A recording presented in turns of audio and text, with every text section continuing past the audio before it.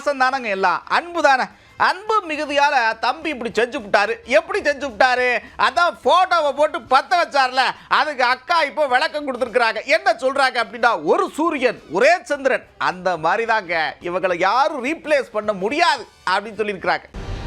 ஒரு சூரியன் ஒரு சந்திரன் தான். அது மாதிரி ஒரு எம்ஜிஆர், ஒரு ஜெயலலிதா, ஒரு கலைஞர், ஒரு கேப்டன் தான். அவர்கள் இடத்தை இன்னொருவர் யாரும் நிரப்ப முடியாது. அதே மாதிரி ஒரு பிரேமலதா விஜயகாந்த் தான். ஏன் இடத்தை யாரும் நிரப்ப முடியாது.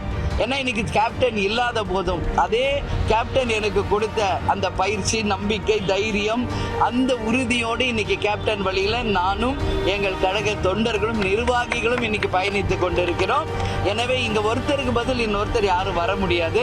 அதனால ஜெயலலிதா அம்மையார் இரும்பு பெண்மணி. அவங்க சாதனை செய்தவர்கள், முதல்வராக இருந்தவர்கள், எத்தனையோ சவால்களை சந்தித்தவர்கள். அது மட்டும் இல்லை, என்னிடம் ஒரு முறை நான் கட்சி ஆபீஸ்ல இருக்கிறப்போ பிரஸ் மீட்ல கேட்டாங்க, அரசியலில் நீங்கள் யாரை ரோல் மாடலாக எடுத்துக்கொள்கிறீர்கள் என்று. அப்ப நான் தெளிவாக சொன்னேன், நம்ம தமிழ்நாட்டிலேயே இருக்கின்ற ஒரு ஆளுமை, முதல்வராக பல சவால்களை சந்தித்து இன்னைக்கு இரும்பு பெண்மணியாக ஒரு லயன் லேடியாக இருக்கின்ற அம்மையார் ஜெயலலிதா அவர்கள் தான் என்னுடைய அரசியல் ரோல் மாடல் என்பதை நான் ஏற்கனவே பதிவு செய்திருக்கிறேன்.